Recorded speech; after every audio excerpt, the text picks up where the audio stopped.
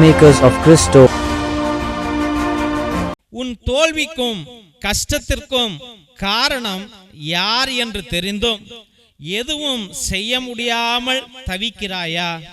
யோவான் சுவிசேஷம் 13வது அதிகாரம் 18வது வசனத்திலே, உங்கள் அனைவரையும் பற்றி நான் பேசவில்லை, நான் தேர்ந்து கொண்டவர்கள் யாரென எனக்கு தெரியும், எனினும் என்னோடு உண்பவனே என்மேல் பாய்ந்தான் என்னும் மறைநூல் வாக்கு நிறைவேறியாக வேண்டும்.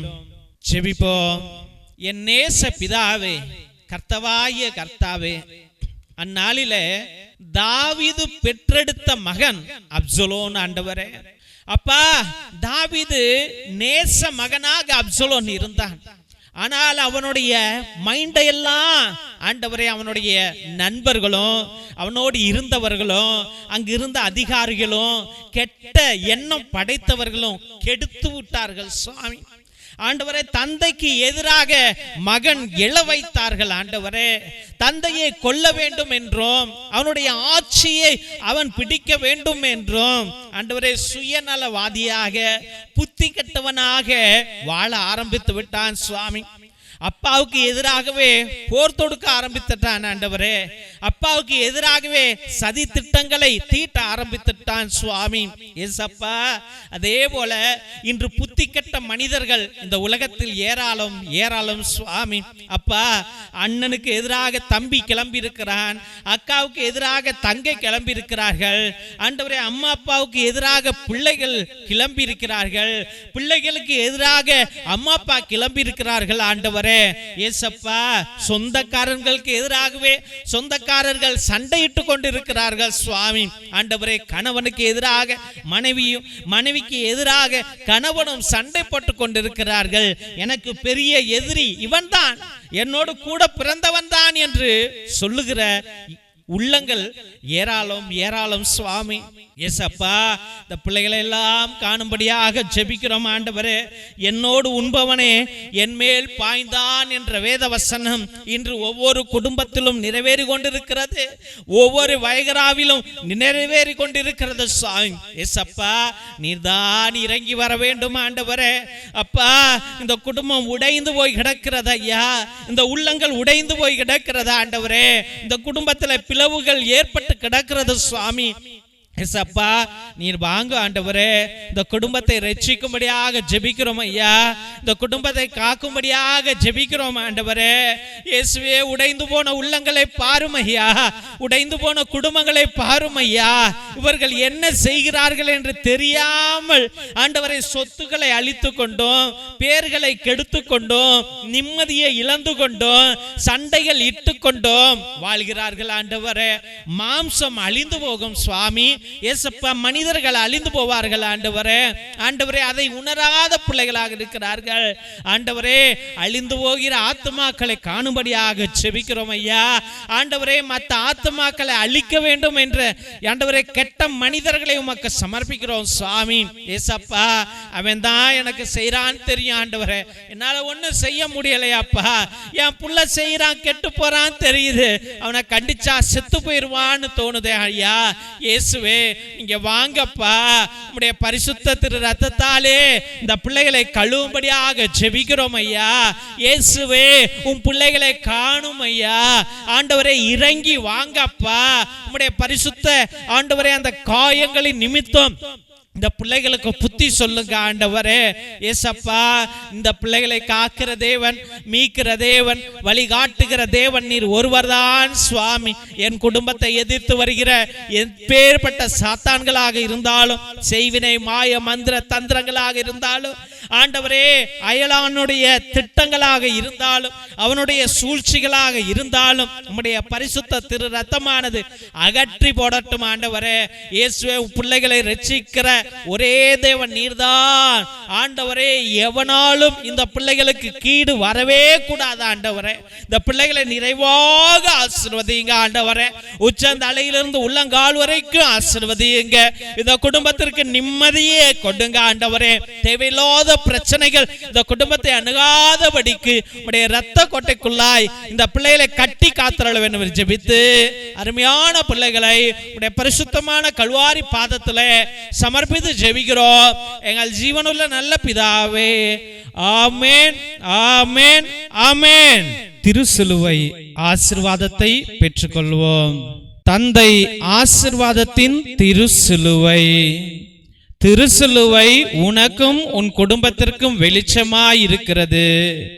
நரக சர்ப்பம் உனக்கு அதிபதியாக வேண்டாம். சாத்தானே அப்பாலே போ.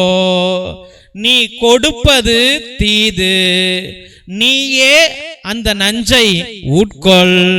நற்கருணை ஆசீர்வாதத்தை பெற்றுக்கொள்வோம்.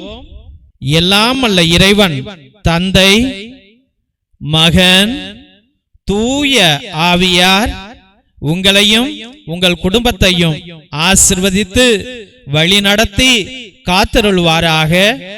ஆமென், ஆமென், ஆமென்.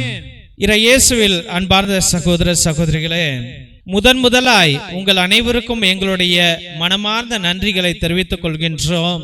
எங்களுடைய சபைக்கு உங்களால் முடிந்த உதவிகளை அன்றாட நீங்கள் செய்து கொண்டிருக்கிறீர்கள். அதற்காக எங்களுடைய ஆயர் மோஸ்ட் ரெவரண்ட் ஹிபோரா குசாலா சார்பாகவும் எங்களுடைய சபை தலைவர் ஃபாதர் கிஷோர் சார்பாகவும் எங்களுடைய மனமார்ந்த நன்றிகளை தெரிவித்துக் கொள்கின்றோம். நீங்கள் அனுப்புகின்ற ஒவ்வொரு பழைய துணி, பத்தாத துணி, புது துணிகள் அனைத்தையும் மற்றும் நோட்டு, பேனா, புஸ்தகங்கள் மற்றும் சோலார் லைட் அனைத்தையும் நாங்கள் பகிர்ந்து கொண்டிருப்பதை இதோ இந்த போட்டோல உங்களுக்கு காமிச்சிருக்கிறோம். ரொம்ப நன்றி. கடவுள் நிறைவாக உங்களுடைய நல்ல உள்ளங்களையும் இல்லங்களையும் ஆசிர்வதிக்க நாங்கள் அன்றாட ஜெபித்துக் கொள்கின்றோம். மற்றுமாக உங்களால் முடிந்த அளவுக்கு உங்களுடைய உற்றா உறவினரிடம் சொல்லி கூட இந்த பழைய துணி, பத்தாத துணி, பயன்படுத்தாத துணிகளையும் மற்றுமாக ஏதாவது நோட்டு, பேனா, புஸ்தகங்களை கூட நீங்கள் தொடர்ந்து அனுப்பும்படியாக அன்போடு வேண்டுகின்றோம். மற்றுமாக தெய்வ பிள்ளைகளே, ஒரே குருவானவர் ஃபாதர் டேவிட், அதாவது நான் ஒவ்வொரு நாளும் மதியம் 3 மணியிலிருந்து 5 மணி வரைக்கும் உங்களுக்காக இறை இரக்கத்தின் ஜெபமாலை, நேர்த்தி திருப்பலி, கிரகோரியன் மாஸ், ஆராதனை, உன்னத திருப்பலியை ஒரே குருவானவராக ஆண்டவருடைய சந்நிதியிலே ஆண்டவரோடு பேசிக்கொண்டு உங்களுக்காக ஜெபிக்கிறேன்.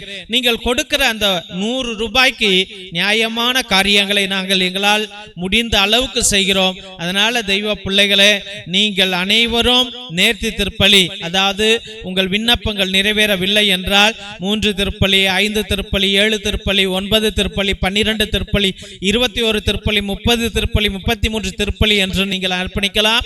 இல்ல நன்றி திருப்பலியாக கூட அர்ப்பணிக்கலாம். இல்ல ஆத்மாக்களுக்காக, ஆத்ம இளைப்பாறுதல் அடைவதற்காக கிரகோரியன் மாஸை நீங்கள் அர்ப்பணிக்கலாம். அதாவது 30 திருப்பலியை நீங்கள் அர்ப்பணிக்கலாம் என்பதை அன்போடு தெரிவித்துக் கொள்கின்றோம். மற்றுமாக மிரக்கல் ஆயில் எத்தனையோ நோய்களையும் எத்தனையோ வலிகளையும் அகற்றி போடும் குழந்தை பாக்கியத்திற்கு, ஆஸ்மாவுக்கு, மூச்சு வாங்குவதற்கு, மூச்சு திணறலுக்கு, வயிற்று வலிக்கு அனைத்திற்கும் இது உதவும். முழங்கால் வலிக்கு, சுகர், பிபி அனைத்திற்கும் இது உதவும். இதை தயவு செய்து நீங்கள் வாங்கி பயன்படுத்தும்படியாக அன்போடு வேண்டுகின்றோம். இரத்தத்தின் விடுதலை ஜெப புத்தகம், இது உன்னத புத்தகம். ஆதி காலத்தில் நம்முடைய மூதாதையர்கள் பயன்படுத்திய வல்லமையான ஜெபங்கள், செபஸ்தியார் தகடு, அந்தோனியார் தகடு செய்வதற்காக கட்டு ஜெபங்களை வைத்து எழுதியார்கள். அந்த ஜெபங்களை உடைய இந்த புத்தகம் வல்லமையானது. செய்வினைகளை அகற்றுவதற்கும், சாத்தான்களை விரட்டுவதற்கும், கட்டுகளை உடைப்பதற்கும் இது பயன்படும். இதையும் நீங்கள் வாங்கி பயன்படுத்தும்படியாக அன்போடு வேண்டுகின்றோம்.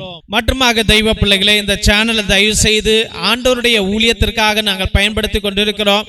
மக்களுக்காக அனுதினமும் ஜெபிக்க, என்னாலும் ஆண்டவர்கிட்ட பரிந்துரை செய்ய வேண்டும் என்று இந்த சேனலை வழி நடத்தி வந்து கொண்டிருக்கின்றோம். அதனால் உங்களால் முடிந்த உதவிகளை செய்யுங்கள். மற்றுமாக தெய்வ பிள்ளைகளே, இந்த சேனலை சப்ஸ்கிரைப் பண்ணுங்க, இதை ஷேர் பண்ணுங்க. உங்கள் தெரிஞ்சவங்கள்ட்ட சொல்லி ஒவ்வொரு நாளும் மதியம் 3 மணியிலிருந்து 5 மணி வரைக்கும் நடக்கும் ஜெபத்திலே கலந்து கொள்ளும்படியாக அன்போடு வேண்டுகின்றோம். Praise the Lord. God bless you all.